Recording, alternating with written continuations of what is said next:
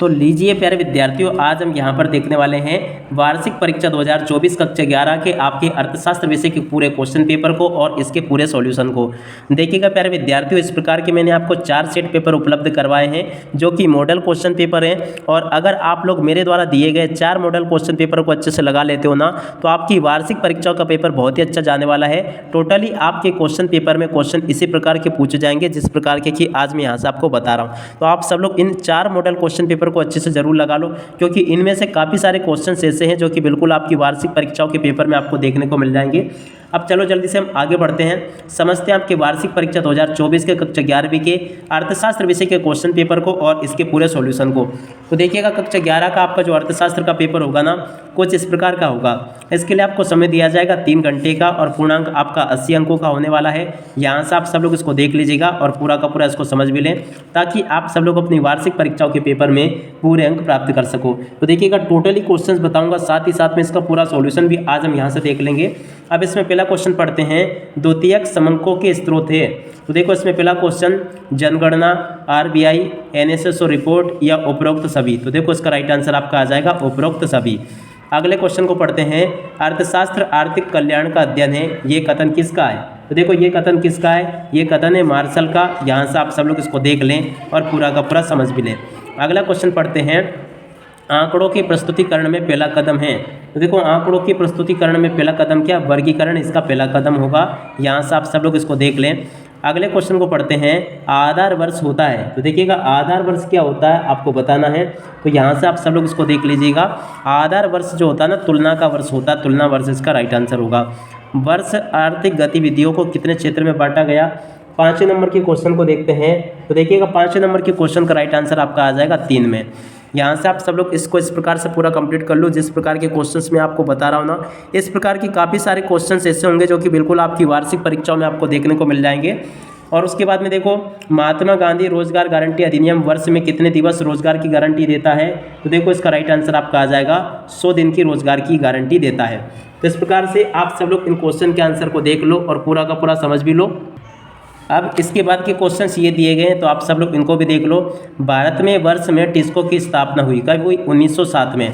अगला क्वेश्चन पढ़ते हैं, जब आंकड़ों का वर्गीकरण समय के अनुसार किया जाता है तो उसे वर्गीकरण कहते हैं। तो देखो उसको कहते हैं कालानुक्रमिक, इसका राइट आंसर होगा।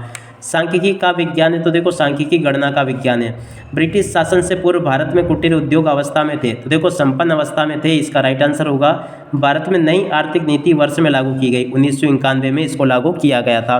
भारत में राष्ट्रीय आय में क्षेत्र में सर्वाधिक योगदान है। तो देखो सेवा क्षेत्र का सर्वाधिक योगदान है। यहाँ से आप सब लोग इसको लिख लें और पूरा का पूरा इसको समझ भी लें। तो देखो यहाँ तक के सभी क्वेश्चंस मैं आपको अच्छे से बता चुका हूँ। अब इसके बाद में देखो इन क्वेश्चंस को देख लो, क्या क्वेश्चन पूछे गए, सत्य असत्य लिखिए। अब सत्य असत्य में पहला क्वेश्चन देखते हैं, चीन की तुलना में भारत का मानव विकास सूचकांक उच्च है। तो देखो ये आपका असत्य होगा, इसे आप लोग असत्य कर लोगे। अगला क्वेश्चन पढ़ते हैं, क्या लिखा है, सांख्यिकी आर्थिक समस्याओं का समाधान करती है। तो देखो आपका ये सत्य हो जाएगा। अगला क्वेश्चन पढ़ते हैं, संगणना अनुसंधान में हम समग्र की प्रत्येक इकाई का अध्ययन करते हैं। देखो ये आपका सत्य होगा। माध्यिका से मदों के विचलनों का योग 0 होता है। तो देखो ये भी आपका सत्य होगा। जीवन प्रत्याशा मानव विकास सूचकांक या घटक है। तो देखो ये भी आपका सत्य हो जाएगा। इस प्रकार से यहाँ से आप सब लोग सत्य सत्य को देख लें और पूरा का पूरा इनको समझ भी लें। अब उसके बाद में अगले क्वेश्चन को देखते हैं, ओजोन परत के क्षय के कारण पराबैंगनी किरणें पृथ्वी की क्षति पहुंचाती है। तो देखो ये भी आपका सत्य होगा। तो इस प्रकार से आप सब लोग यहाँ तक के इन क्वेश्चंस को देख लें और पूरा का पूरा इनको समझ भी लें, ताकि आप सब लोग अपनी वार्षिक परीक्षाओं के पेपर में इसको अच्छे से हल करके आ सके। अब उसके बाद के क्वेश्चन ये लिखे हैं, पहला क्वेश्चन, क्लोरोफ्लोरोकार्बन। तो देखो इसकी जोड़ के मिलान आपका किससे हो जाएगा। देखो इसकी जोड़ के मिलान आपका होगा ग्रीन हाउस गैसों में वृद्धि से। उसके बाद में अगला क्वेश्चन देखते हैं, क्या लिखा है, औद्योगिक क्रांति। तो देखिएगा इसके संबंध में कोई ऐसा ऑप्शन मुझे नज़र नहीं आ रहा है यहाँ पे, और आपको आ रहा हो तो आप लोग देख लें यहाँ से। अब उसके बाद में देखो अगला क्वेश्चन देखते हैं, करवे समिति। करवे समिति जो दे रखा है ना, इसकी जोड़ के मिलान आपका किससे हो जाएगा। तो देखो ये 3रे नंबर की जोड़ के मिलान आपका होगा इससे 1995 से। उसके बाद में अगला क्वेश्चन, योजना आयोग। तो देखो योजना आयोग की जोड़ के मिलान किससे हो जाएगा, 1950 से। और उसके बाद में देखो राष्ट्रीय शिक्षा नीति 5वें नंबर का जो क्वेश्चन दे रखा है, तो 5वें का आपका मिलान हो जाएगा किससे, यहाँ से आप लोग देख लें। तो देखो ये राष्ट्रीय शिक्षा नीति की जोड़ के मिलान हो जाएगा आपका इससे 2020 से। अब उसके बाद में देखो अगला क्वेश्चन देखते हैं यहाँ से, तो देखो ये मैंने आपको बता दिया, राष्ट्रीय शिक्षा नीति का बता दिया। आंकड़ों का संग्रहण, तो देखो छठे नंबर के क्वेश्चन की जोड़ का मिलान इससे हो जाएगा, आंकड़ों का संग्रहण प्राथमिक आंकड़ों से। और उसके बाद में अगला क्वेश्चन प्रत्यक्ष जानकारी, तो देखो टेलीफोन साक्षात्कार, इसकी जोड़ी का मिलान होगा। तो ऐसे आप सब लोग इनको देख लें अच्छे से। अब इसके बाद में देखो ये वाला क्वेश्चन देख लीजिएगा, क्या पूछा गया है, एक शब्द या फिर एक वाक्य में उत्तर दीजिए। पहला क्वेश्चन पढ़ते हैं, चुनाव की समस्या को आर्थिक समस्या का नाम किसने दिया? रॉबिन्सन ने दिया। भारत में कितने वर्षों के अंतराल में जनगणना की जाती है? 10 वर्षों के अंतराल में। सरकार द्वारा अर्थव्यवस्था में लगाए गए भौतिक नियमों व नियंत्रणों में ढील देने को क्या कहते हैं? उदारीकरण इसको कहते हैं। इसका राइट आंसर होगा। ऐसे व्यक्ति जो कार्य करने के इच्छुक है परंतु उन्हें कार्य प्राप्त नहीं होता, क्या कहलाता है? इसको कहते हैं बेरोजगारी। उसके बाद में अगला क्वेश्चन देखते हैं क्या लिखा है, अंतर्राष्ट्रीय स्तर पर सर्वाधिक निर्धनता वाला राष्ट्र क्या है? सूडान है। और ऐसा विकास जो भावी पीढ़ी के जीवन की संभावनित औसत गुणवत्ता प्रदान करे कहलाता है, देखो इसको कहते हैं सतत विकास। अगले क्वेश्चन को देखते हैं, कर्नाटक में हुए वन संरक्षण संबंधी आंदोलन का नाम अपिप्को आंदोलन, इसका राइट आंसर होगा। तो यहाँ तक के इन सभी क्वेश्चंस को आप लोग देख लें और पूरा का पूरा इनको समझ भी लें। उसके बाद में देखो छठा क्वेश्चन, समंक किसे कहते हैं? उसके बाद के क्वेश्चन भी मैं आपको बता देता हूँ ताकि आप सब लोग अपनी वार्षिक परीक्षाओं के पेपर में इनको अच्छे से हल करके आ सको। अब उसके बाद में देखो ये वाला क्वेश्चन, एक अच्छे प्रश्नावली के गुण बताना आपको। उसके बाद में देखो ये क्वेश्चन आपके पेपर में पूछे जाएंगे, केंद्रीय प्रवृत्ति से क्या से है? निम्न आंकड़ों में बहुलक की गणना आपको करनी है।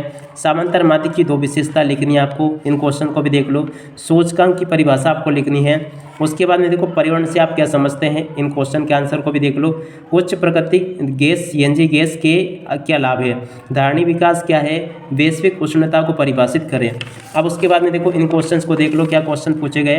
किसी देश की शैक्षणिक उपलब्धि के 2 सूचक क्या होंगे? किसी देश में मानवीय पूंजी के प्रमुख स्रोत क्या होंगे? किन्हीं 2 वैश्विक समूह के नाम आपको बताने हैं। कम्यून पद्धति क्या है? व्रत आरेख का उदाहरण आपको स्पष्ट करना है। घटक दंड आरेख को उदाहरण आपको देना है। परिवारों की मासिक आय निम्नलिखित है। और देखिएगा इस प्रकार से आप लोग इसको देख लें, इन आंकड़ों की सहायता से आपको समांतर माध्य ज्ञात करना है। उसके बाद में देखो अगला क्वेश्चन ये लिखा गया है और देखिएगा प्रश्न नंबर 18 ये दिया गया है। तो इस प्रकार से आप सब लोग इन क्वेश्चन के आंसर को देख लीजिएगा। अब उसके बाद के क्वेश्चन ये लिखे हैं, आप सब लोग देख लें। विश्व व्यापार संगठन पर संक्षिप्त टिप्पणी आपको लिखनी है। उसके बाद में देखो प्रश्न नंबर 20 को देख लीजिएगा। और इसके बाद में देखो प्रश्न नंबर 21वां क्वेश्चन ये दिया गया है। प्रश्न नंबर 22वां क्वेश्चन ये लिखा है, आप सब लोग इसको देख लें। और प्रश्न नंबर 23 ये लिखा गया है। तो देखिएगा प्यारे विद्यार्थियों, आपके पेपर में आने वाले लगभग सभी क्वेश्चंस मैं आपको बता चुका हूं, तो आप सब लोग इनको अच्छे से तैयार कर लो ताकि आप सब लोग अपनी वार्षिक परीक्षाओं के पेपर में इसको पूरा अच्छे से हल करके आ सको।